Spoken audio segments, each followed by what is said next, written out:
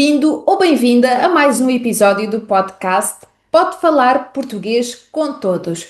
O podcast para quem quer ouvir e praticar o português europeu enquanto aprende mais sobre vocabulário, gramática e cultura portuguesa para efetivamente poder falar português com todos. Tal como todos os outros episódios, este episódio ficará disponível no Spotify e também no canal de YouTube do Falar Português, Escola Online de Português Língua Estrangeira. Neste episódio, vamos dedicar-nos à escola. Sim, vamos conhecer expressões ligadas à escola em Portugal. Tradicionalmente, no sistema educativo português, e noutros, setembro é o mês do regresso às aulas. Depois de 3 meses de férias de verão, entre meados de junho e meados de setembro, os jovens voltam à escola e começa um ano letivo em que se repetem muitas das expressões que vamos conhecer neste episódio. Primeira palavra, o período. O ano letivo em Portugal está dividido em 3 períodos letivos. Estes períodos letivos são períodos de 3 meses, sensivelmente. O primeiro período que começa em setembro e termina em dezembro. O segundo período que começa em janeiro e termina em março ou abril, dependendo da data da Páscoa. E o terceiro período que começa depois da Páscoa e que termina em junho.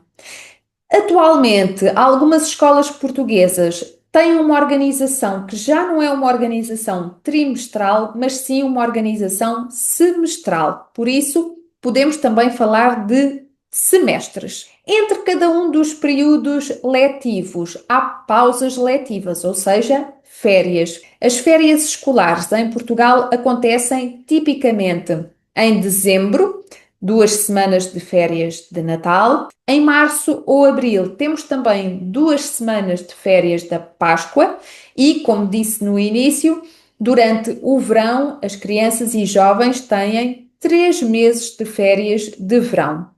Há ainda uma pausa letiva de 3 dias no Carnaval, que pode acontecer em fevereiro ou em março. Segunda palavra ligada à escola é a palavra recreio. O recreio pode referir-se a um período de tempo ou a um lugar.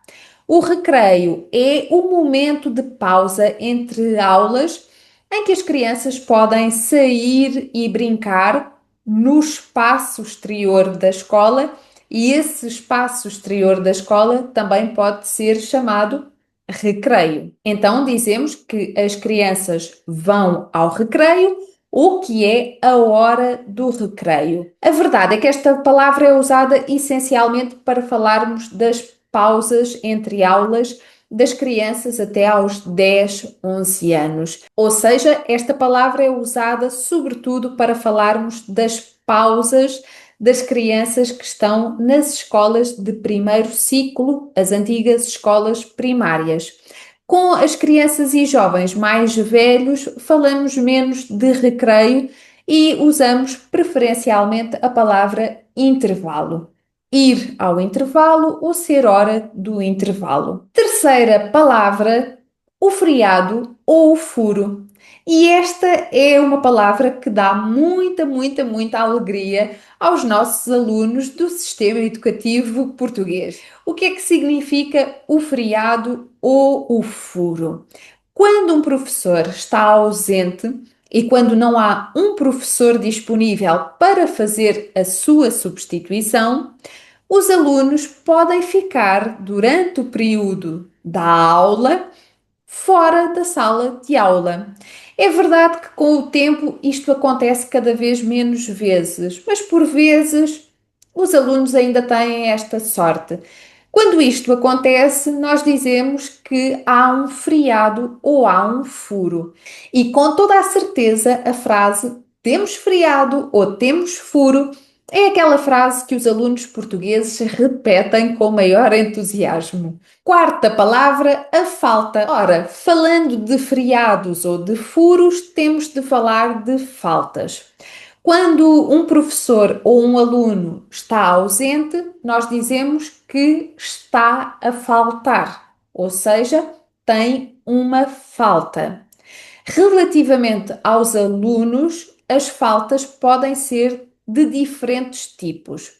Pode ser uma falta de comparência, quando o aluno está ausente, pode ser uma falta de atraso, ou uma falta de pontualidade, quando o aluno chega atrasado, pode ser uma falta de material, quando o aluno não tem todo o material necessário para a aula, por exemplo, quando não tem algum livro ou caderno.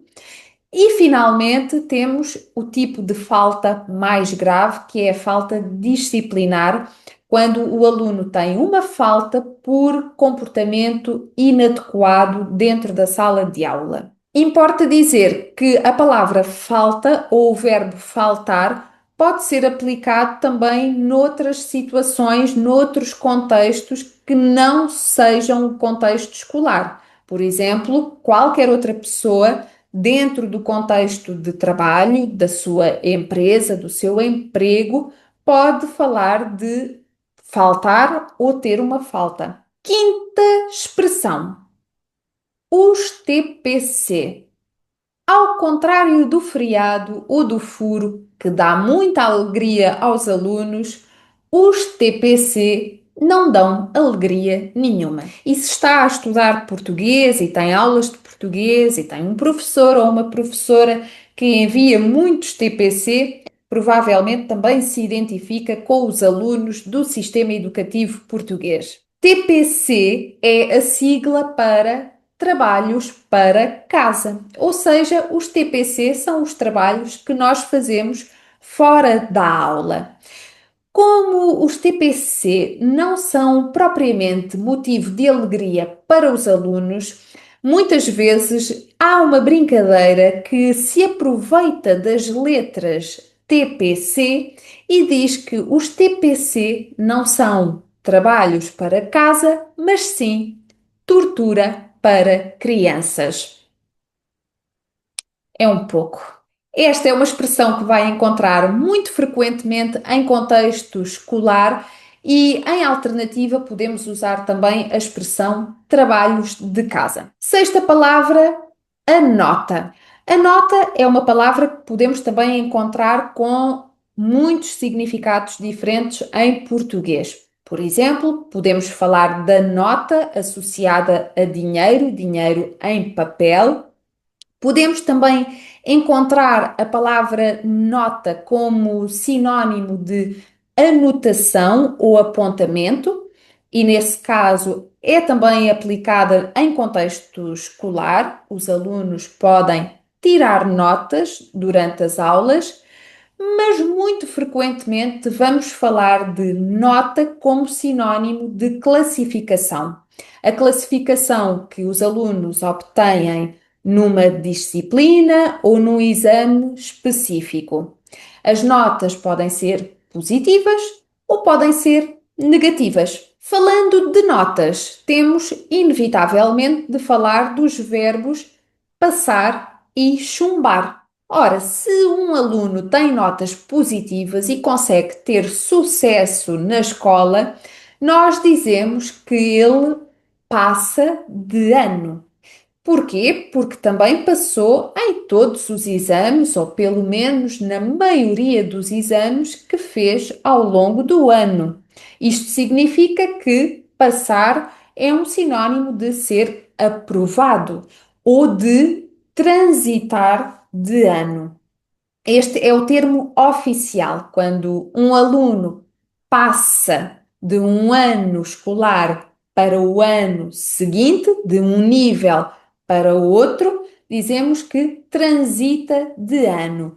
Mas na linguagem corrente vamos usar o verbo passar. O aluno passou de ano.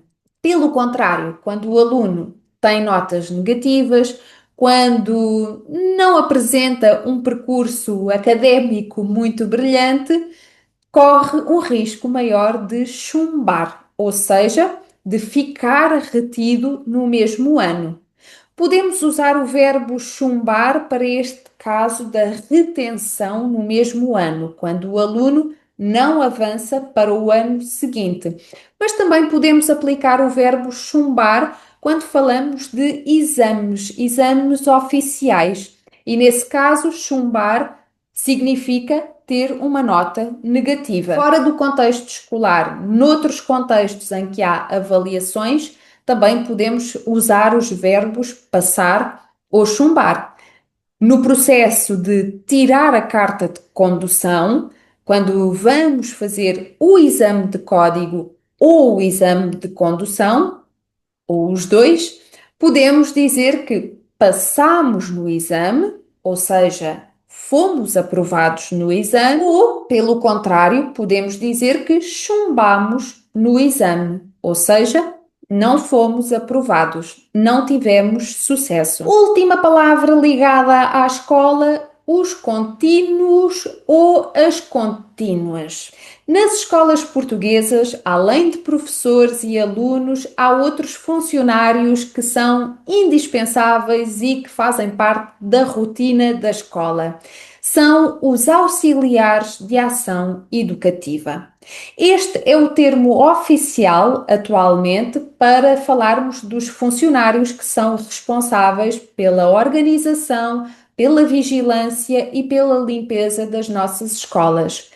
No entanto, no passado, o termo utilizado era contínuo ou contínua, o que significa que, apesar desse termo já não ser usado oficialmente, as nossas crianças ainda usam na sua gíria escolar as palavras contínuo ou contínua para se referirem a estes profissionais. Posso ainda aqui acrescentar um dado fonético interessante. Muitas vezes as crianças não dizem contínuo ou contínua, mas sim contínuo ou contínua, o que significa que a letra U desta palavra desaparece na gíria escolar. Com todas estas expressões muito escolares, estamos preparados para um regresso às aulas de sucesso. E aqui no Falar Português, o mês de setembro é também um mês de regresso à rotina, com novos horários de aulas, com novas vagas para os nossos cursos e no ano letivo 2025-2026. O mês de setembro fica também marcado por uma renovação da comunidade de Falar Português, a nossa área de membros, que passa a ter agora acesso permanente a mais de 100 recursos de compreensão oral, de compreensão escrita, aulas e atividades interativas de gramática.